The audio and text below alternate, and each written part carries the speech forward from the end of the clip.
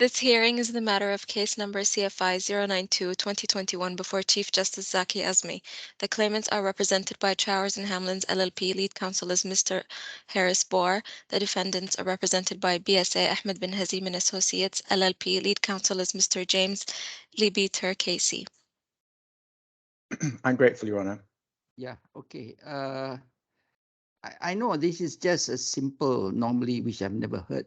First time I'm hearing parties on the second application. But I must confess, reading through that, of course, Sir Jeremy did not give his reasoning why he granted the worldwide freezing order. It seems, according to Shahala, it's not the practice when you apply ex parte and things like that. So, but I would like to hear from a couple of things. I would like to hear basically. First is on jurisdiction. Mhm. Mr. Who's challenging? Mr. Harris? Yeah, I'm the appellant. I'm the appellant, Your Honor. You're the appellant. So that's one. Yes. And then secondly, after we go into the jurisdiction, then we decide whether the circumstances or the facts, there were sufficient facts to justify such an order being made. So if I understand correctly, please correct me if I'm wrong. The jurisdiction of the IFC is derived from JAL, which was amended, Article 5, which was amended in 2011. Okay. Who's the appellant? You are the appellant. You are the applicant. I'm the appellant, yeah. Can you highlight to me in JAL which, or rather, this is Mr. Boris' responsibility actually, to highlight to me under JAL Article 5, which paragraph of that are you relying when you sought for your, I'm trying to make it, we don't go through the formality of hearing one party. I just want to clarify in my mind, what provision of JAL were you relying when you applied for the worldwide injunction? Yes, the article was Article 5(1)(e). Yes. Which then refers to other DIFC laws and regulations. Yes. And then what one has to do is therefore then look at whether there are any laws or regulations which allow for the making of worldwide or indeed any interim injunctions. Yes. And one finds that in the DIFC court law, and one also finds that in the rules of the DIFC court. Okay, can you help me with that? Yes, sure. Rules, which part of the rules? RDC, you're referring to the RDC? Yes, the rules are at part 25. You can find them at tab 23 of bundle V. Okay, hang on. Again, sorry, beg your pardon again. If you go to bundle V, so section V of the bundle.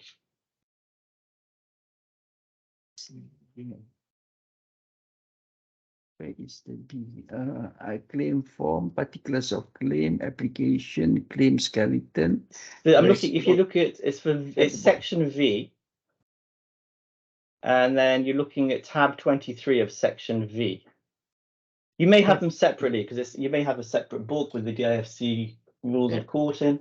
They'll be in there as well. Okay. Can we go on to this? I'm familiar with this. Where you put the bundle number. Yeah. I just punched the master such and such, master A24, something like that, and I go straight to the, I say pine page. You give me the page number, I'll punch that page number, it goes straight. Can you help me on that, with that? Yes, I could try. So let me just try and find it because I'm using something slightly I've got different. here master A24, current A24 or something like that. I'm just giving you an example. You could try V482. V Is for that Victor. V for Victor. V for Victor. Yeah. V 482. 482. Fine page. There's nothing. Okay. Am I looking at the right thing? V. Oh, because I don't see any V. If you here. want to do a page number, that's 6975 of the main bundle, of the complete Okay. bundle. 6975. 975. Yes. It's not there either. Can you just read to me? Just read to me.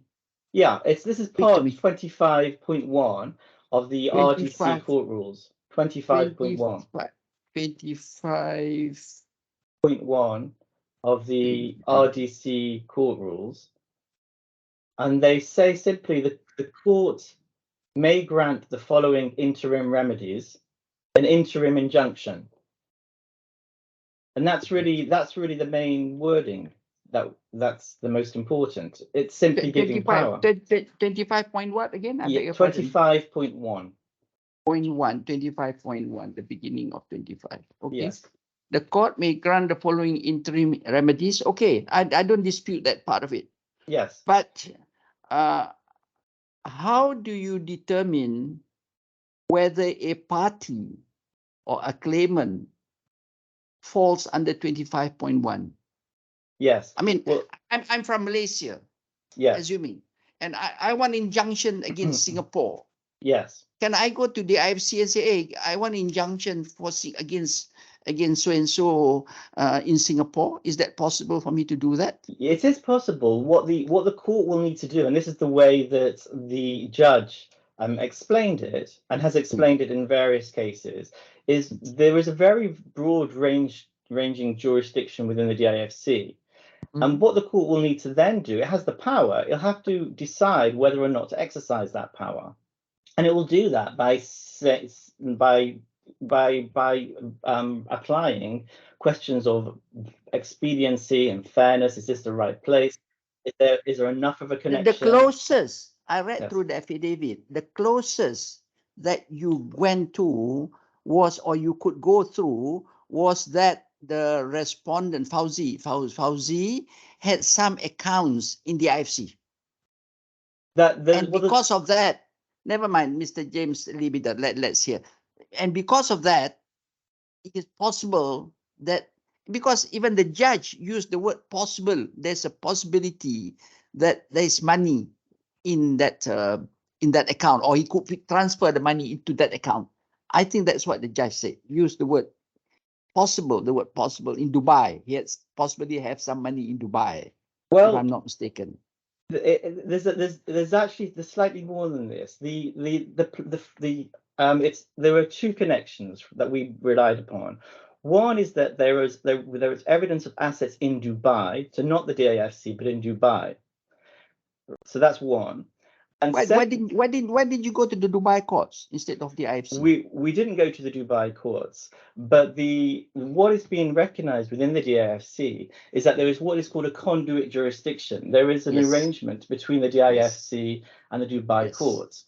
So it is fairly common for parties to approach an international financial court of great standing like the DIFC and to ask for its assistance in international cases of this type. And that's exactly what we've done. And but there have also been cases where they dispute whether the jurisdiction falls under the Dubai court or the IFC. There's so many cases that goes on, where the Dubai courts include the IFC, has been interpreted, has been decided in a few cases. But those cases are somewhat different, Your Honor. Those cases are often about whether, in fact, there are jurisdiction clauses in contracts. This goes to the question of interim measures in support of international cases. And we approached the court that we have evidence of assets within Dubai. And we also said that given that the DIFC is an international banking environment, there could be possibly, we said, assets within the DIFC. Now, as it happens, the other side were ordered in the injunction to provide full disclosure of all of their assets from the time that the injunction was made. They have not done that. They refused to do that. And so our point now, in fact, is even stronger than the one that we made at the beginning. The point now is that there is no evidence before the court that the defendants had no assets even within the DAFC at the time of making of the injunction. And what we say, therefore, is that this court of appeal, cannot now say that there were not assets within the DAFC at the time that the injunction was made. So, in fact, that whatever case that we made, and we say it was strong enough, and there is very, very good, and in fact, we say the entire authorities point in only one direction. But even regarding that, our case now is much, much stronger. And therefore, there really is no issue in relation to jurisdiction. But Your Honour, there are more fundamental points in this case. Let me Yes. get the facts again. Yes. I may be confused the facts myself. You are now saying the assets belonging to the respondent, to the appellant, the applicant in this case, are in Dubai, onshore courts, onshore jurisdiction. Okay. Did you say that there's some in the IFC? We said there is a Because you're going to possibility. We raised that as an issue. Possibility, yes. The word Yes. is possibility. Yes.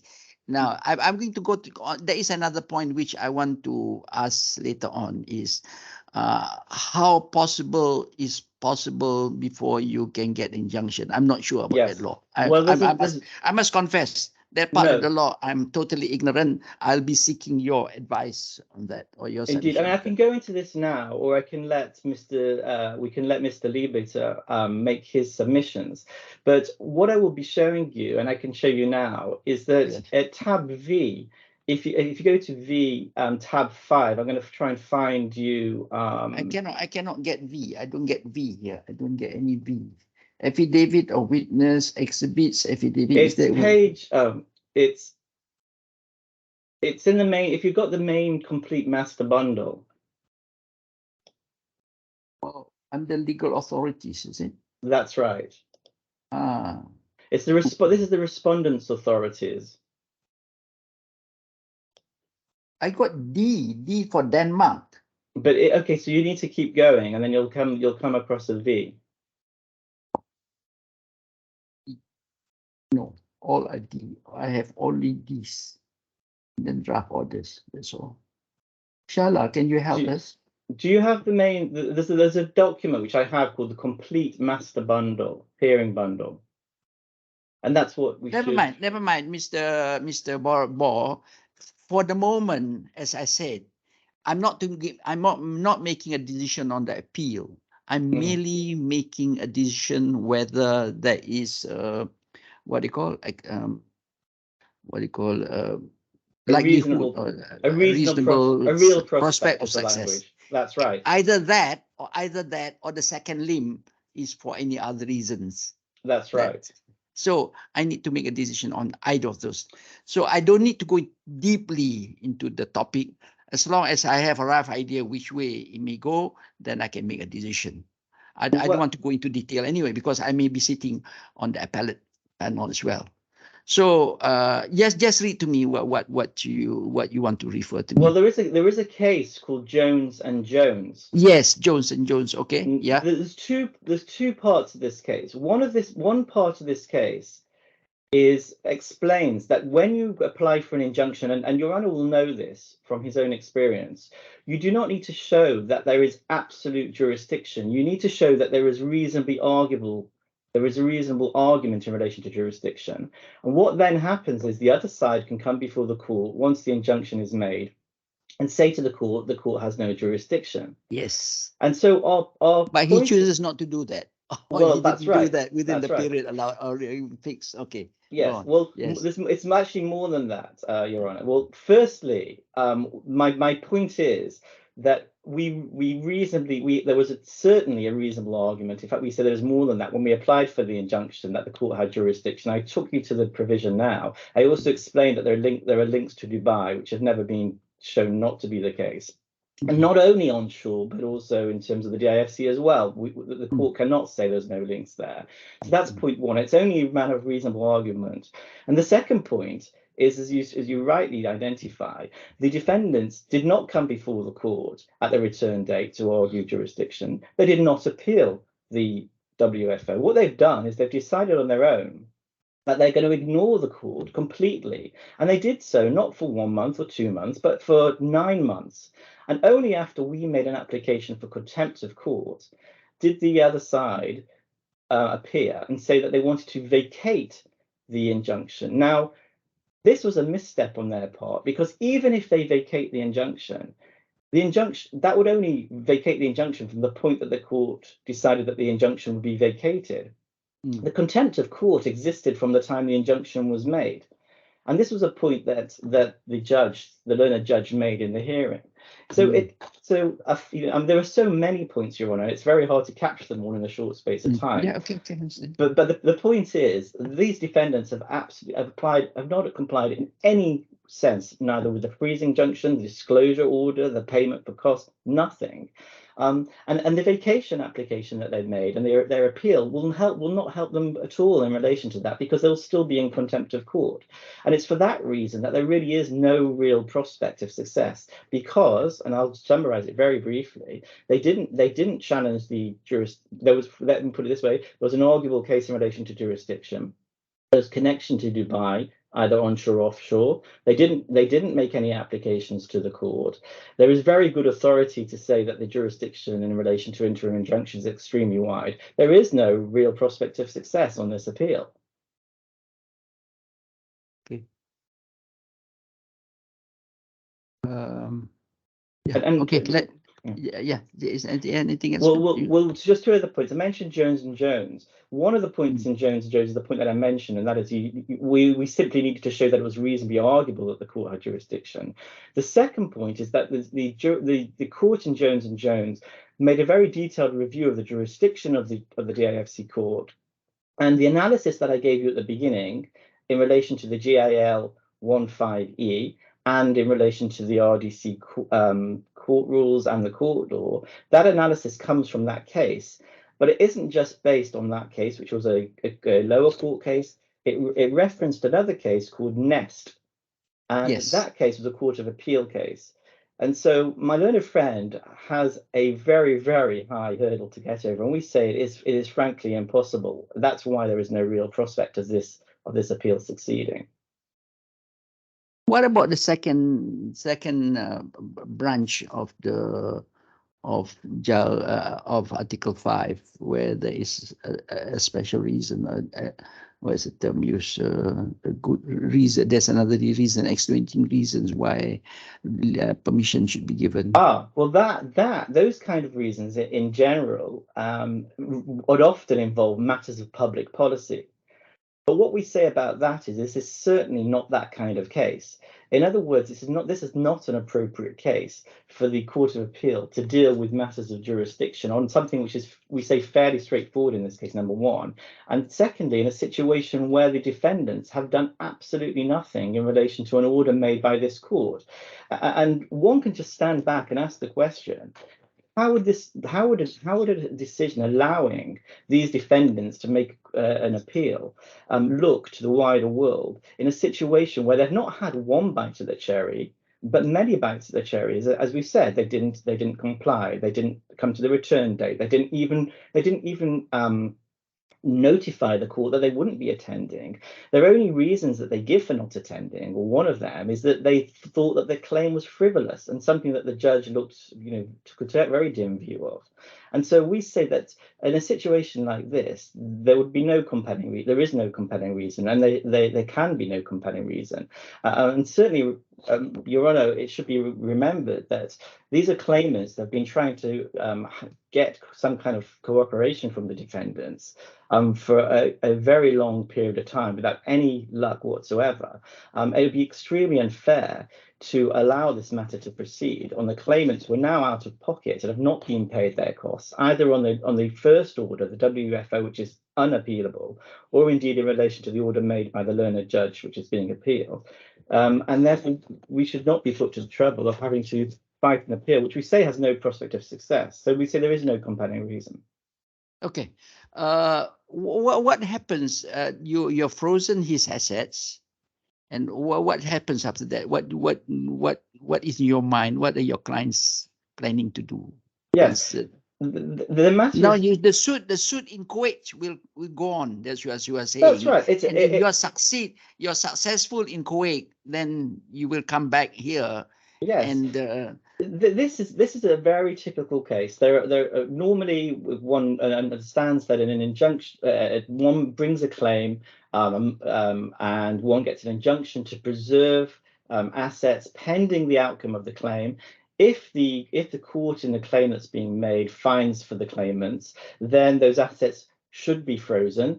They haven't been in this case, but they should be frozen. And then one can claim and enforce against those assets. This case is actually stronger than the normal case because we did not only have one set of proceedings, which is the norm. In fact, there are proceedings in 2 jurisdictions. There are proceedings in Kuwait and there are proceedings in France as well. And indeed, in France, there is also a freezing injunction, but limited to France. The difficulty for the claimants is we do not know where the claimants' assets are, and they have not been forthcoming despite the order of the DIFC court. So in answer to your question, putting this simply, we have 2 sets of proceedings. They're the same sets of proceedings that were ongoing when the final WFO was made, and indeed the defendants should be complying with it. And if everything went to plan, we would hopefully get a judgment on one or both of those claims and enforce against those assets in the normal way. Okay, what about the contempt? Both parties, it's common ground that you don't need permission to appeal on to appeal against contempt order of Sir Jeremy. Is that correct?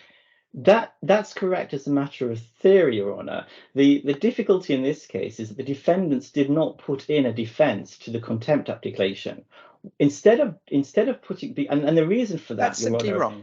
The reason for that, Your Honour, is that there isn't a defence to that because often the argument would be we have complied, but in this case there cannot be any argument that the defendants have complied because they've not made any effort whatsoever to comply. And in fact, the judge has found that they're living a luxurious lifestyle. They haven't. Yeah, but if that will be raised in his appeal on the contempt issue. Well, the question is what they did is they, instead of putting a defense into the contempt, what they did was they applied to vacate or set aside the order, which they say would have somehow dealt with the contempt. But as I pointed out previously, it wouldn't have, because the order would have only been, unless the court, I should say, set aside the order ab initio right from the beginning. But that's not a position that's normally taken. And in fact, the judge, and I can take you to the transcript, made this point very clearly, that actually, even if he set aside the order now, the parties would still have been, the defendants would still have been in contempt from the period that the order was made until the order was set aside. So to answer your question, it is correct that that a party does not need permission for contempt to defend a contempt. But what we say is, in this case, if you say they have no permission to continue with to appeal their vacation decision, there won't be anything left for them to defend themselves with in terms of contempt, because they can't say we've complied or there's been some compliance or anything of that sort. I mean, they can appear before the court, but they will have nothing to say. Okay, let's assume, just for the sake of argument, that they are successful on the jurisdictional issue. If they are successful, then the world order injunction should not have issued. If it's not issued, then the question contempt does not arise. That's not. Am I right in that logic? I don't know. I have to rely on you. You're more familiar with this worldwide injunction than I am. I must confess that. Yes, it would not be the case. No, we would say that that's not correct, because if a party, and this is a point that Sir Jeremy Cook made in the hearing itself, if a party does not contest jurisdiction in an inter-parties hearing and does not appeal the WFO and waits 9 months until after a contempt application has been made, then the court can say later on, right? Although we would say the court should not say, the court could say later on that there's no, that there's no jurisdiction. I'm going to set aside the order now, but that does not excuse at all. And there are many, many cases like this, and I can take you to them. I can take you to the authorities and the commentaries on this. That does not excuse non-compliance with the order at the time that it was made. So it would not be the case, we would say, that the parties would not be in contempt if the order was set aside. Okay, I mean, that's the remarkable thing about this application. Number one, as we say, it has no real prospect of success. But number two, it does not help the defendants in any way whatsoever. Okay, let me hear what Mr. Lee Bitter has to say. I'm grateful, Your Honour. I too seek to focus on the fact that this is an application for permission to appeal. So the issues for Your Honour are whether these points are arguable. I don't have to persuade Your Honour that they're right now, and it would be wrong for me to try to do that, particularly if you're going to be sitting on the Court of Appeal. So in order to simplify this, because there's quite a lot of material in our appellant's skeleton argument and in the grounds of appeal, the issues really fall under three grounds, Your Honour. The first one is the point that Your Honour has already alighted on, and it's the main one. Is there a real prospect of success that the Court of Appeal would decide there was no jurisdiction at all to make the order? And that is the Jones and Jones point, if you like. Is there any jurisdiction of the DIFC court to make an order for an injunction where the claimants cannot satisfy any of the gateway provisions under the JAL?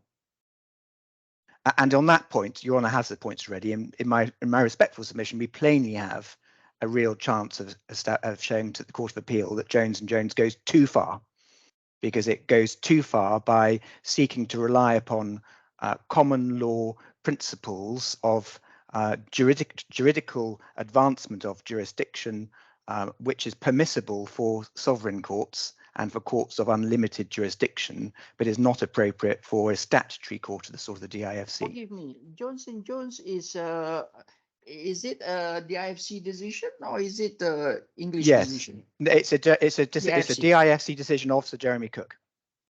And we talk about Jones and Jones because that is the judgment in which Sir Jeremy Cook gives his fullest reasoning of why he says this jurisdiction applies. And in this case, in our case now, which was decided shortly after Jones and Jones, he relied upon his analysis in Jones and Jones. So I think that's why Mr. Bohr and I are saying Jones and Jones as shorthand for this idea that there is jurisdiction under Part 25 to make an injunction against the whole world. Jones and Jones is a decision of a CFI, isn't it? Court of first instance. Yes. Did it go to the Court of Appeal? It hasn't been heard by the Court of Appeal. I'm not sure what happened to the case. Okay. Your Honour, before this hearing, I must confess I was not able to. I was trying to get hold of the judgment. I couldn't, so I must confess I just relied on what is mentioned in the submission skeleton, not the judgment itself. Well, I'm grateful, and Your Honour, it's probably not appropriate for me to take you through it now in detail, but just tell me briefly. So essentially, what the judge decided in Jones and Jones was that although there is no express provision under the JAL for interim injunctions to be granted outside the context of the Article 5A1 gateways, there is nevertheless a provision arising under the RDC, because the RDC at Rule 25.24 contemplates the possibility of making an interim injunction where the DIFC court is not hearing the underlying proceedings. And the analysis is that, well, why would that be necessary unless you can make an order against people who are outside the jurisdiction? So 25.24 under the RDC it is essentially the provision upon which the judge relies in Jones and Jones. 25.24. Yeah. 2524. Hang on. 2524. Where a party wishes to apply for interim remedy, but the remedy is sought in relation to proceedings which are taking place or will take place outside the IFC, or the application is made for an order for production documents or inspection of property before a claim is made, any application must be made in accordance with. Yeah, okay, that sounds. So that's the basis upon which the judge says. That is what the respondent is, Yeah. your opponent is relying on, isn't it? That's That what is what they're relying on. That's what the That- opponent relies upon. And the Yeah. argument, Your Honour, between us is, he says, well, what is the point of that provision unless the court has jurisdiction to make interim injunctions in support of foreign proceedings and against a defendant wherever they are in the world. So whether they're in Singapore or Malaysia or whatever. Before he becomes a party, before he becomes a party, he must cross the first threshold to be able to enter into the jurisdiction, using the word colloquially, to enter into the jurisdiction of the IFC. Yes. Then only 25.4 will apply to him. Exactly. So he has to cross the first threshold. Exactly. Your Honour has my point precisely. And the judge and on that he's relying on Jones against Jones. Is that it? Yes, that's right. So Your Honour has my point. So there are plainly in my submission arguments to be had about that. And there are arguments which in my submission the Court of Appeal should hear, because this is a really important issue. And there are a number of inconsistent decisions at first instance, because there are some decisions against Mr. Boer on this. There's the decision of Deere against waterfront property, when Deputy Chief Justice Michael Wang held that in order to grant an injunction, the court had to have in personam jurisdiction. There's a decision of Justice Sir David Steele saying that the court rules could not independently create jurisdiction. There's a case called Childescu against Yorgu, where Deputy Chief Justice Omar Al-Miri said there was no self-standing jurisdiction under RDC Rule 25.24. So there are a raft of different first instance decisions. Okay, let's assume for the moment, that I am with you on that point. Yeah. How do you justify you not coming in to respond to the injunction? You didn't turn up. You didn't come up, appear on that day to justify why, or rather explain or appeal against it. You didn't do anything. You just sort of accepted that order of Sir Jeremy. How do you answer that? No, well, so this goes on to my point number 2, which is essentially whether the Court of Appeal, whether there's a reasonable chance that the Court of Appeal will find that the judge should have permitted us to challenge the freezing injunction. And this arises in this way, Your Honour. There is a good deal of authority, but the leading case is Uzan, Motorola against Uzan. Uzan, U-Z-A-N. Oh, yeah, Uzan. And I know Your Honour has. I saw that name. I was trying to look again. I was trying to look for that case to read. I'm so at the disadvantage. I'm looking alone in Kuala Lumpur, and I'm useless. I'm dinosaur as far as internet is concerned. So, and that is why it's not. I'm sorry. I wish I could help. There's a name. Hang on. What's the name? Motorola against Uzan. Oh, not Aeon Science. That is a different one, is it? Aeon Science is fraud. Okay, Uzan. Okay, Motorola. And Your Honour, if I can just help you on this, before this hearing on the 26th of January, I put in a very short supplemental skeleton argument, the 26th of January 2023, which I sought to encapsulate the really important issues. So if Your Honour is looking for references and the detail of this, but in a very short form, that's where to look. So the point about Uzan is that is that the Court of Appeal in England addressed the issue of the circumstances in which a court should hear a contemner or a potential contemner, i.e. someone who's accused to be in contempt of court. And what the Court of Appeal held there was that it was necessary for reasons of fairness to hear somebody in contempt or alleged to be in contempt in relation to whether or not the order in relation to which he is said to be in contempt of should have been made. Okay, so it's a pretty basic principle, which says that if somebody is saying you are in contempt of court, the contemner should always be permitted to say to the court, well, my excuse is that the order should not have been made. And so that was precisely the situation that we were in. Now, of course, with the benefit of hindsight, and had I been advising at the time, it would have been much better for my client to challenge the order in good time. But they didn't do so. And the evidence was that they didn't do so because they regarded the Kuwait proceedings as vexatious and likely to be dismissed. And indeed, they were dismissed. And secondly, they regarded the freezing injunction as having very little to do with them because they have nothing to do with the DIFC court. Now, Okay, that is not. Hang on. Before you proceed on, Yeah. Mr. Lee Bitter, by the way, what name is that, Lee Bitter? Well, Your Honour, it's originally an English name, but I had some ancestors who were criminals and they were deported to Australia, and in Australia it was spelt incorrectly, so it's really an Australian name. Okay, so you mentioned just now that Kuwait, they lost their claim in Kuwait. Yes. Is that what it is? Yes. So if they have lost their claim in Kuwait, I've not heard Mr. Bohr yet. Yes. What they is started there another one. They started to, another one. Oh, they've started another one. So okay. they lost their first. They've started Okay. 9 proceedings in Kuwait, Your Honour. They've started about 25 proceedings around the court, around the world they're generally. alleging your client is committing fraud all over the place. The whole family, the wife and the children and the married, and he has another girlfriend in Vietnam coming to stay in the IFC as well. It's a family dispute, Your Honour, of many. It's a family dispute of many years, and 2 brothers who've fallen out. But are they? Isn't that justifying them trying to protect their interests, their assets? Plainly, it would have been better for them to challenge more time on a more timely basis. But the issue for you, for Your Honour, and potentially for the Court of Appeal, is whether the fact they didn't do that means that they can never complain about the order that was made, because that is the consequence of what Mr. Bohr says. Mr. Bohr says, well, if you don't do it in time, then you can never challenge it. So even in circumstances where the court is being asked to imprison you for contempt, you still cannot argue that the order was not made because you didn't do so in time.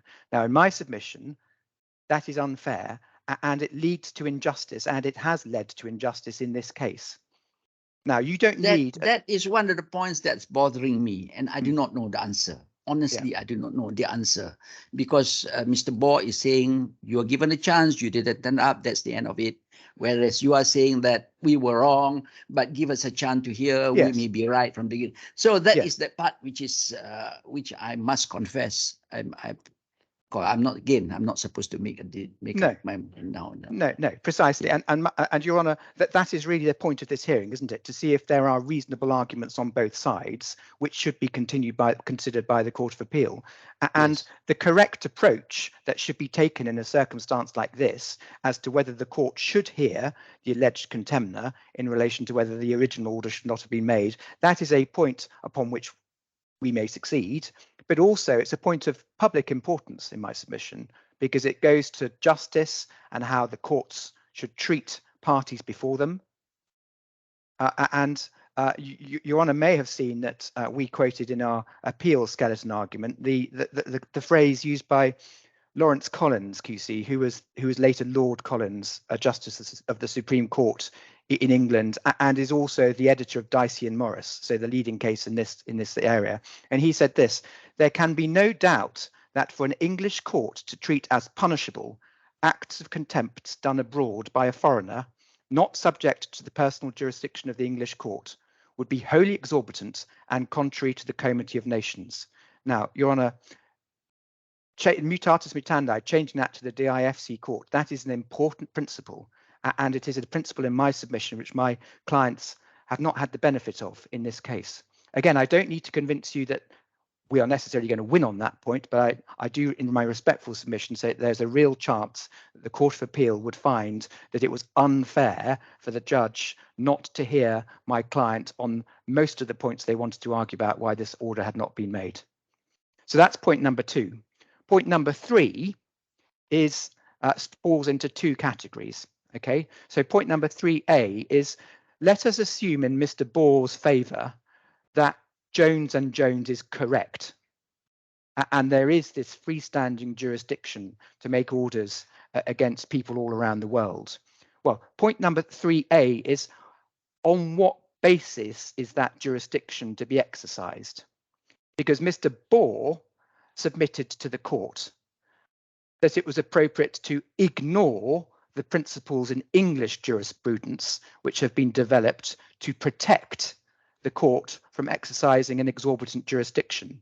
In English jurisprudence, the matter would be treated as under Section 25 of the Civil Jurisdiction and Judgments Act. Now, of course, that is a statute, but it's a statute which grew out of the court's experience of how to make orders which were not exorbitant.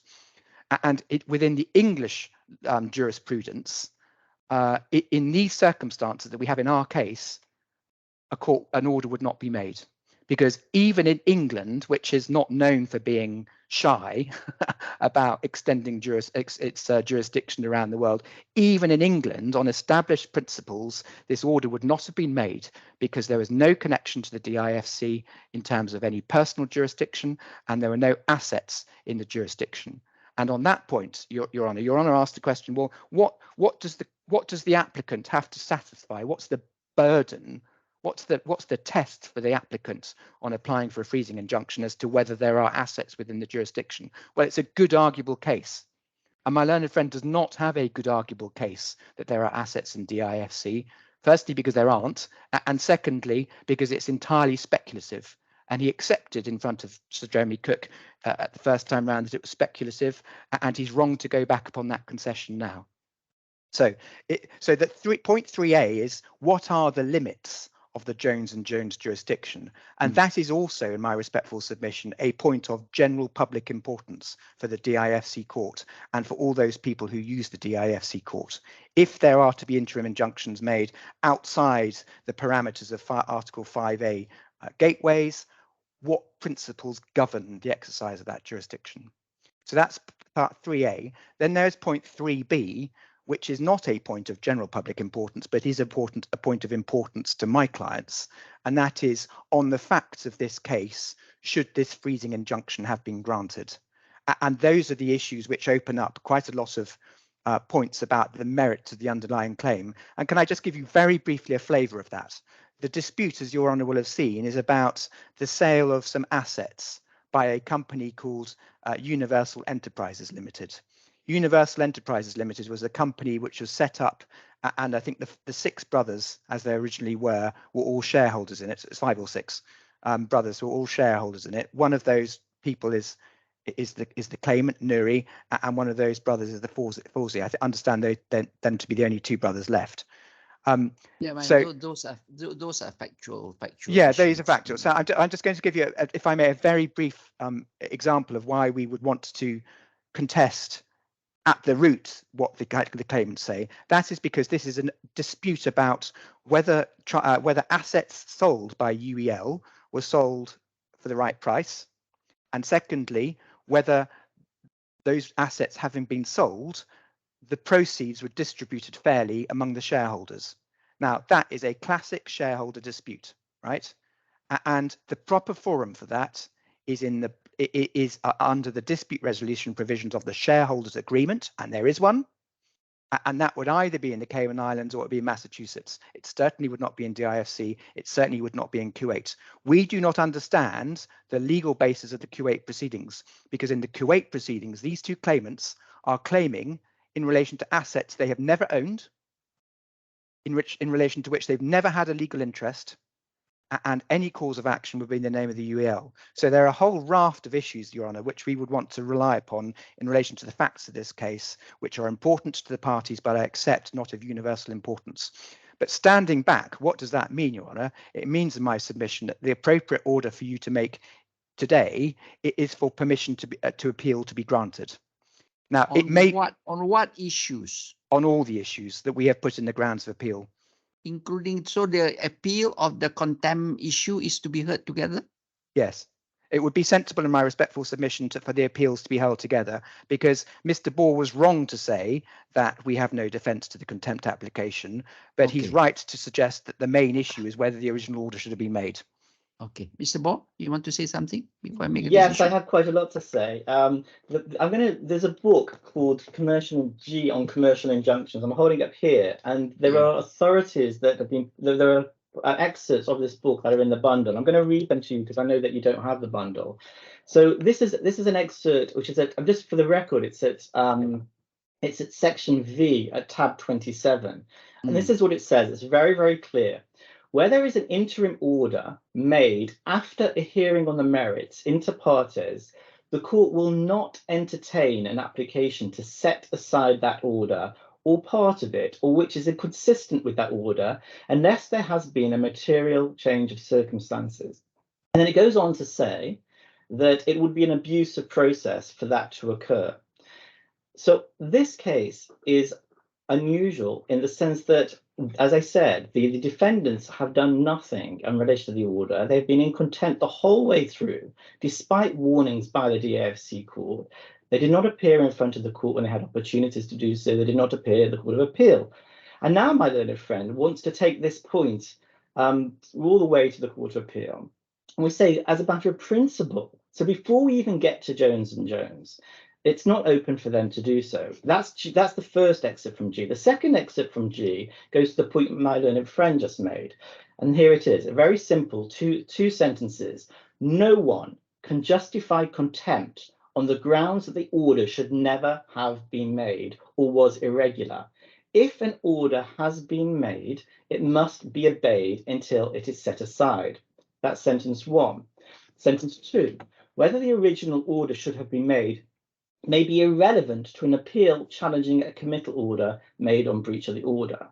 And though the effect of that and the cases on which those statements are made is that my learned friend will still be in, his clients will still be in contempt of court, even if jurisdiction could be challenged at this point. The third point, my third point is jurisdiction cannot be challenged at this point, because what my learned friend has not adequately dealt with, we say, is the evidence that there are assets in Dubai offshore. And it is true that when we made the order, we suggested that there may be assets within the DAFC. But as I say, when we're before this Court of Appeal now, that statement is more than speculative, because my learned friend could have put evidence in at any point, and indeed we say should have put evidence in because the WFO ordered them to do so, of where the assets were when the order was made. He has not done that. And therefore we say as a matter of principle, and certainly as a matter of fairness, he cannot say it's unfair to him or his clients, more accurately, could have put evidence in as to where their assets were when the order was made. And in the absence of that, this court can say at this point today that there was at least an arguable case that the court had direct jurisdiction over these defendants. And that's before we get to Jones and Jones. And in relation to Jones and Jones, as I say, and as the judge understood, the basis of Jones and Jones, the basis of the analysis is a case called Nest, which is not a court of first instance decision, but a court of appeal decision. And so we say, even if we got into the Jones and Jones scenario, it would certainly not be the case that decision would be overruled, because it is based essentially on Nest. And putting that together with the evidence in relation to the assets and the connection to Dubai, both onshore and we say offshore, but at least onshore, that would certainly be enough for jurisdiction to be established. And so for all those reasons, the court should not allow these defendants who have consistently and without any proper apology ignored the orders of this court to take this matter forward. And yes, we accept there may be a point in time where the Court of Appeal wants to look at the broader issue of jurisdiction. This is not that opportunity, and it's not that case where they should be allowed. And so we say what the court should do is say that the order in relation to the vacation application cannot proceed, and leave it at that. And then the defendants have to then identify what defense they have left in relation to contempt, which falls within their grounds of appeal. Okay.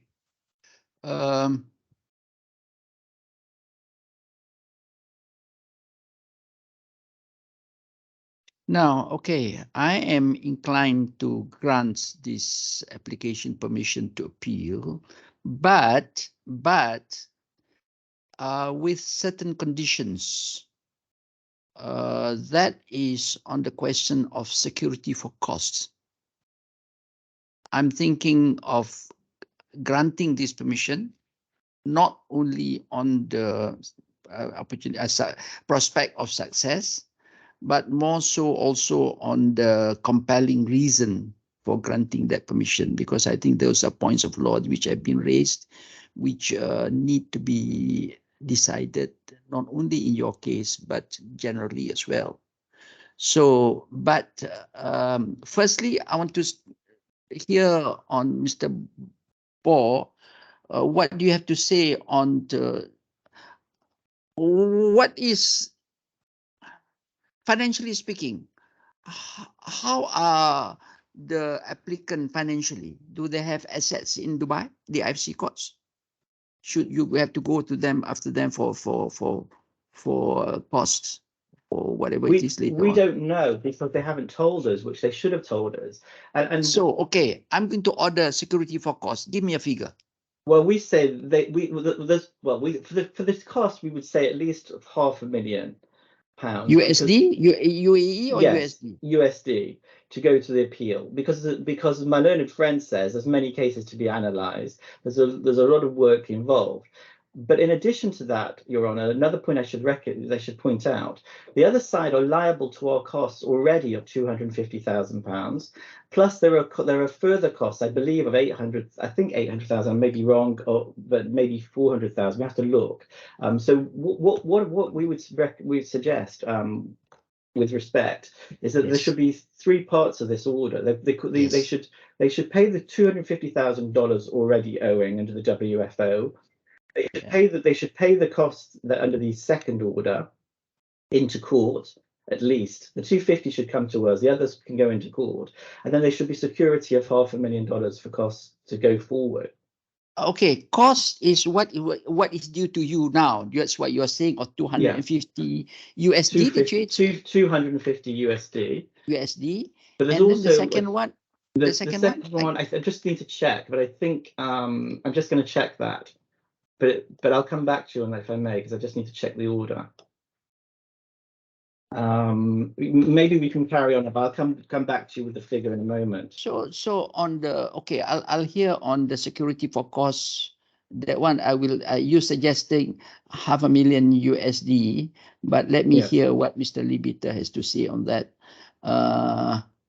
This 250 USD that you're claiming, what was that for? That was for that was for the WFO. The actual is another point of non-compliance. So the original WFO, as it was continued, orders disclosure which wasn't complied with, orders freezing which wasn't complied with, orders the defendants to tell us where amounts are being paid from wasn't complied with, and also ordered costs of $250,000 to be paid to us within 14 days. That was in November 2021, and we're still waiting for that. That's not been paid. No, nothing. There's been no compliance whatsoever with any order of this court. So that cost has not been paid. And in addition to that, the CFI order, the latest order, has costs, and that's the amount I'm going to try and find right now. But I think it's 400,000. Oh, it's there's 800. There's 800,000. 650,000 is the right amount. 650. What's that for? That was for our costs of the court of first instance hearing. Oh, those are the figures that have been claimed by you, but it's not been determined by the registrar yet. Have you? The judge. The judge made an order for that amount. Oh, okay. So the judge made an order for 250,000 plus 400,000, and then the second order plus 400,000. Yes. That is 650,000. Yes, and we say in addition to that, there should be $500,000 going forward. Which, okay. But there's one other point, and that is there are $800,000 of fines owed to the DAFC court. That's not money going to us. That's money to the DAFC court, and that we say should be paid to the DAFC court as security as well, because it's a fine that the DAFC court has made on the defendants, which has not been complied with, for which they're in contempt. So yeah. to give you the entire figure, they should be paying $800,000 into court. They should be paying $650,000 to the claimants, and they should be putting another $500,000 into court for security for costs. Okay, Mr. Libita, as far as the 650 and the 800 is concerned, you cannot argue on that. The order has been made. Well, I mean, for now, the order has been made. Whether you succeed on appeal is another matter. But for now, the order has been made. but Right? The order is good order. Your Honour, essentially what Mr. Boer is saying is that as a condition to proceeding with the appeal, we must comply with the orders already made. That's what he's asking Your Honour to make. And in my respectful submission, that is plus on top of that, the security for cost, which I'm making the order. So there are two separate issues. So on the first point, whether we should be required to comply with the orders already made as a condition to pursuing our application for permission to appeal is, in my respectful submission, not appropriate. And that's for two reasons. The first is that it is rarely appropriate to fetter an appeal by requiring an appellant to comply with the order before continuing the appeal. That's not the usual order. But in my respectful submission, in the facts of this particular case, it's really inappropriate in my submission because my clients dispute the very jurisdiction of the court.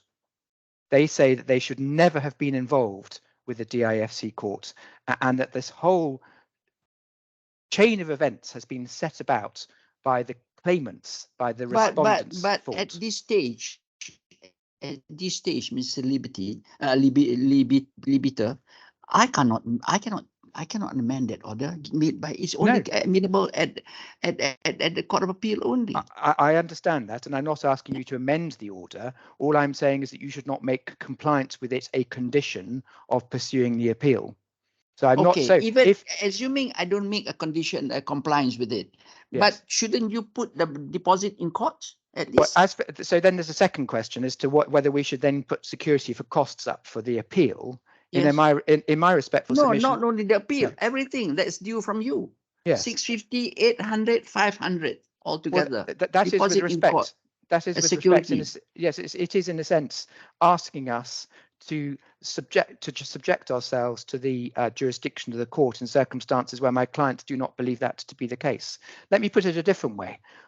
The claimants, the respondents to this appeal, have brought what we say is an improper application, which they should never have been. Hang on. Yes. But Mr. Libita, your client is also very arrogant in not complying with the court order. They're just ignoring the court order, and that is why I think you should at least be made to deposit the 650, the 800, and the 500 into court pending appeal, and then we'll decide what happens to that amount. You're right. Then you put this aside, get your client to deposit that in say 2 weeks, 14 days from today, and then we'll fix a day for a hearing. I'll give you have your day in court, and we'll make a decision. And finally, if your clients are successful, they can get their money back. There's no harm. Your Honor, if your client is going to say they cannot afford 2 million, then I'm sure your clients can afford that big amount of two. How much does that total, Mr. Bo? 650 plus 1150 plus 19, about almost 2 million. About 2 million. Your Honor, I don't know if that's yes. I'll hear you, Mr. Libita. Oh, you will hear me. I'm grateful. So let me just go back a couple of stages. There is a principle of long-standing importance, which is that set out in a case called Société Générale de Paris against Dreyfus, and I've referred to it in my skeleton argument, which says it should always be considered a very serious question whether this court, that was talking about the English court, but it applies also to the DIFC court, this court ought to put a foreigner who knows no allegiance here to the inconvenience and annoyance of being brought to contest his rights in this country. And that is the essence of why it is objectionable for a court to exercise exorbitant jurisdiction. It is as if someone in Malaysia had been required in relation to a dispute in Singapore somehow then to fight an injunction in the DIFC court. It's simply nothing to do with them. And that, obviously, you cannot prejudge that. I'm not asking you to prejudge that, but that's my client's case. And now, let us assume that it is right, that they are right about that. In those circumstances, is it fair and just to make them put up $2 million, which is a lot of money for anybody to find in cash at any circumstance? Is it right for them to have to put up $2 million in cash to contest an order which they say should never have been made? In my respectful submission, it's not. It's too much money. Yes, but I think your client, as I said, was also at fault. They could have appealed, they could have appeared and applied to set aside the injunction, interim injunction, which they should have done. And they could have succeeded at that stage. Instead, they ignored that. And in my view, if deposit is not required, then your respondent, your opponent parties may not be getting anything out of this appeal. So I'm making an order for 5. How much that can you total up again? 650 plus 800 plus 500. Okay, I'll hear you on the security for cost of the 500. Have you got anything to say, Mr. Libita? Yes, in my respectful submission, that is... Bo suggested 500,000. Yeah. What do you think of it? Even with Mr. Ball's fees, who I'm sure is worth every penny, that is a very large amount of money for a half-day or one-day appeal hearing. I mean, generally speaking... No, this is to cover the appeal that's coming. It may take a day or 2 days of hearing. Yes, but that's not going to be $500,000. A day or 2 days of hearing is not going to be $500,000. In the English Court of Appeal, one would expect a costs order for an appeal of that sort to be in the region of £80,000 or £100,000, something in that order, not $500,000. More than that. What was the basis of Mr. Justice Jeremy awarding you $250,000 cost, Mr. Bo? Well, the amount of work that was involved at that point in time was immense. There was lots of points to consider. There were lots of documents to consider. Witness statement evidence, updating of the court, the frequent updating of the court in order to. Was that after hearing your opponent, or no? It was after the return date hearing. So after the return date hearing. And but just to clarify, in addition to putting in evidence for the initial application and for the return date hearing, we also updated the court quite properly to avoid any complaints from the defendants as matters went along and there were developments in other jurisdictions. We told the court was going on by witness statement evidence, which included evidence from French lawyers and the like. So the court found $250,000 to be appropriate at that point, and indeed then found found in total another $400,000 to be appropriate in relation to the next stage of the hearing. And we say if one applies that kind of analysis, £500,000 is about right. My learned friend has put in a grounds of appeal and skeleton argument of 75 pages. Incidentally, he hasn't yet had permission for that. So don't worry about that. So, Mr. we need to deal with that. Mr. Libita, would you be happy with 400,000? I'm not happy with 500,000. I'm not happy with any figure, Your Honour, but the lower it goes, the better.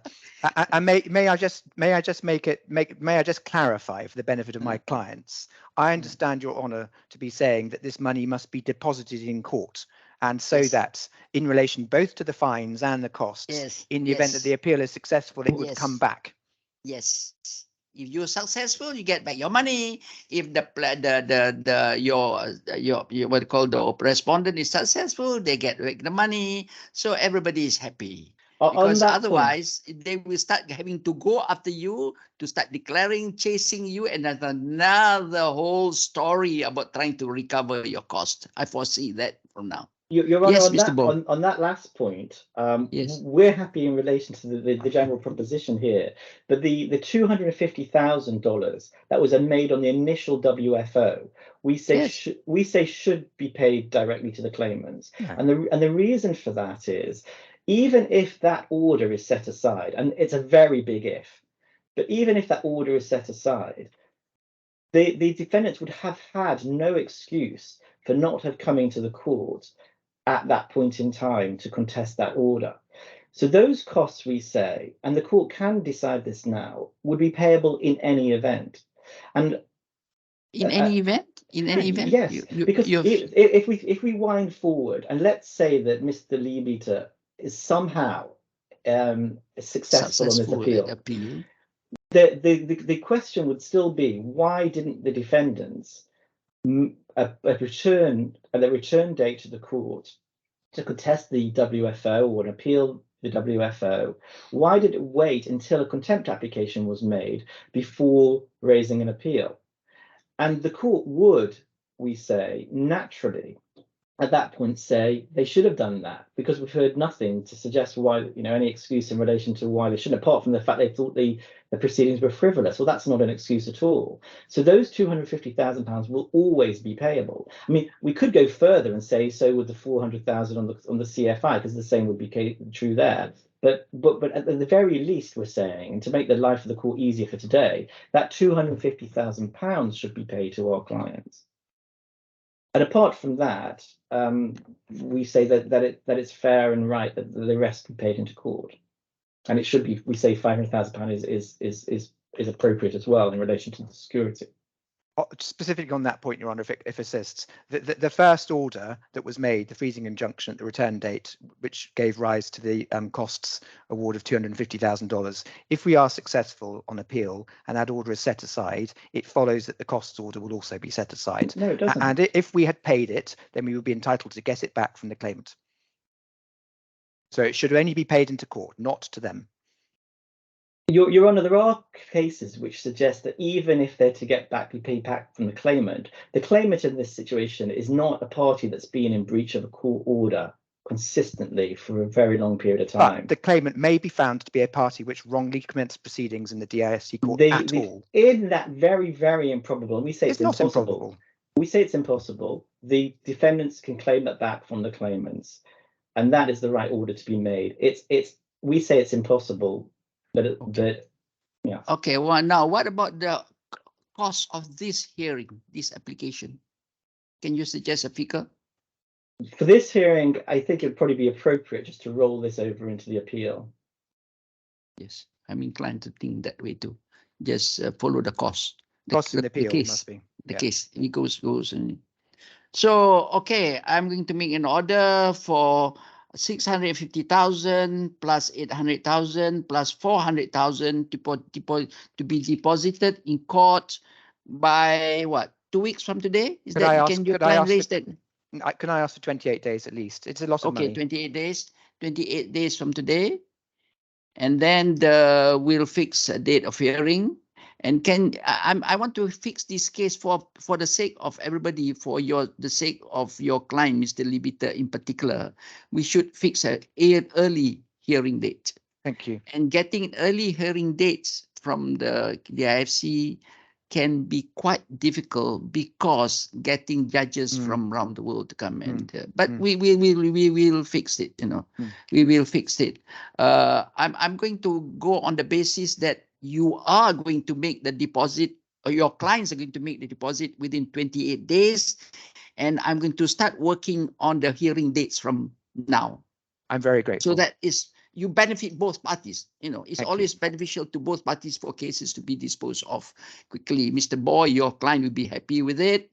But in the meantime, your order stands. The order made Mr. Jeremy stands, right? So Mr. Liebiter is also to your benefit. If you're going to succeed at the appeal, for the appeal to be heard quickly, and you're successful, that freezing order will be lifted. So your client wants the case to move fast as well. I'm grateful. And of course, Mr. Boris, Mr. Bo, you, of course, is for your benefit, your client. So that's the order that I'm going to make. Is there anything else that I've not mentioned or that I need to make? Well, Inshallah, have you? Sorry, yeah, Mr. Bo. only that we should fix the dates in 28 days once the amounts have been paid into court. Okay, let's fix Yeah. a date. What's 28 days from No, today? no, for the 28 days. No, once the dates for the appeal should be fixed only once the amounts are being No. paid into Oh, court. you want to do that? That's fine. Yeah. We can fix and vacate if you want to. The reasons why is because until the amounts have been paid into court, we don't want to incur costs preparing for the Court of Appeal hearing. So, I mean, of course, it's in our interest to have this heard quickly. But what should happen, just to be clear, is that once the other side have paid them, they can pay it next week if they can. But obviously, they have 28 days. If once they've paid the amounts, then we can fix the dates and we'll start preparing. We do not want to start incurring additional costs until those amounts have been secured. Your Honor. Okay. Can we fix the 28 days? Can we give a date instead of yes, 28 yes, days? yes. Give me a date. 6th of March. By 4 p.m. of what day? By 6th of March. 6th of March. 6th of March. 6th of March. Yes. By 4 p.m. on the 6th of March. Yes. Shala, did you hear that? Yes, Chief Justice. Are you clear with the orders? Yes, Chief Justice. If Mr. Boer would be kind enough to share a draft with the registry. Not I've already Mr. Bo, started the. Mr. Libiter. Mr. Libiter or Mr. Bo. Get the parties to agree on the draft We will order. agree the order. Yeah. You agree the order. And you We'll agree submit the to draft us. order. Good. How Subject soon can you get the draft order ready? today, I would have thought. Well, let's Mr. give Bo? it until tomorrow, just in case I need to take instructions. Yes, tomorrow, day after tomorrow, doesn't matter. But the deposit, the money time is already running because I say 4 p.m. the 6th of March 2023. Then we don't quarrel about how to calculate the 28 days.